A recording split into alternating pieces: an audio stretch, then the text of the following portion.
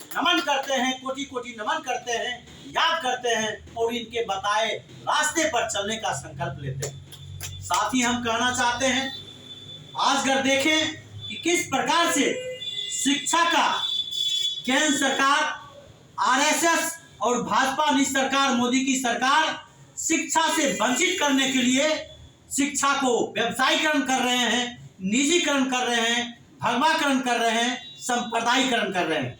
आज शिक्षा को, गरीब और मध्यम वर्ग के लोगों को शिक्षा से वंचित करने की साजिश रच रहे हैं। क्योंकि आज शिक्षा इतनी महंगी कर दी गई है कि मध्यम वर्ग के लोग और गरीब वर्ग के लोग के पहुंच से बाहर होता जा रहा है।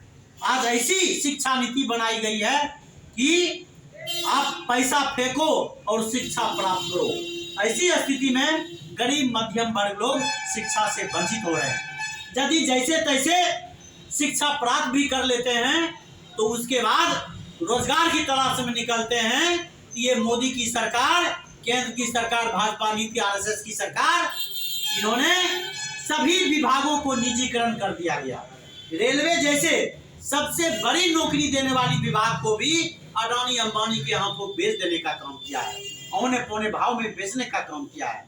इसलिए आज रोजगार के सवाल को लेकर, निजीकरण के विरोध में, देश में व्याप्त महंगाई, भ्रष्टाचार के खिलाफ हम तमाम लोग को एक बेहतर शिक्षा देने के लिए, लेने के लिए हमको संघर्ष करने में आगे बढ़ना चाहिए।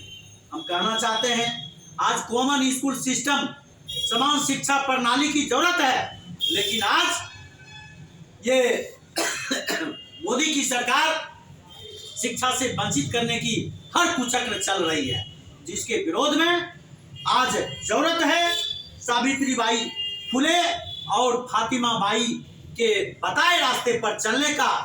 तभी सच्चे अर्थों में इनका जयंती मनाना, श्रद्धांजलि सभा मनाना सार्थक हो पाएगी। इसलिए हम आप तमाम लोग से अपील करते हैं कि आज के तारीख में जो शिक्षा नीति है वह छात्र विरोधी है, शिक्षक विरोधी है, आम जन विरोधी है। इसलिए गलत शिक्षा नीति को वापस लिया जाए और सच्चे अर्थों में ऐसी शिक्षा की व्यवस्था हो जो शिक्षा सबके लिए समान व्यवस्था लागू कर सके।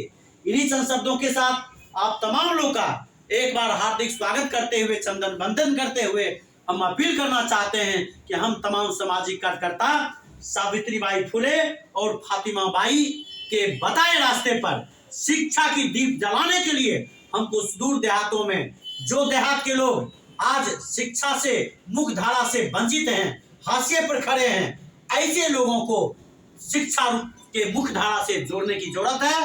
तभी डॉक्टर अंबेडकर का सपना साकार हो पाएगा, शहीद आजम भगत सिंह का सपना साकार हो पाएगा, जिन्होंने कहा था कि शिक्षित बनो, संगठित हो, संघर्ष करो। और भगत सिंह ने कहा था इंकलाब जिंदाबाद का नारा बुलंद करने का काम किया।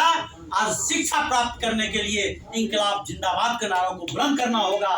तभी सच्चे अर्थों में फातिमा बाई और सावित्रीबाई फुले को सच्ची श्रद्धांजलि संभव हो पाएगी।